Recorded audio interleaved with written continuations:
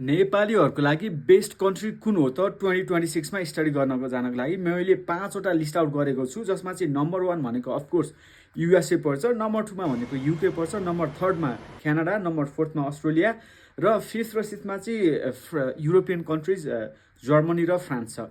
किन तपाईँ आफैले नै रिसर्च गर्न सक्नुहुनेछ। फर्स्ट भनेको त अफकोर्स क्वालिटी अफ एजुकेसन भयो होइन, त्यसपछि जब अपर्च्युनिटिज आफ्टर द ग्रेजुएसन, त्यसपछि ल्याङ्ग्वेजको कुराहरू गरौँ, धेरै कुराहरू छ, इकोनोमीको कुराहरू, टप कन्ट्रिज नै यिनीहरू नै हो क्या। मलाई धेरै क्वेसन आइरहेको हुन्छ ब्रो कता कता कता, that's the 5 or 6 best country guys, म हाइली रिकमेन्डेड गर्छु।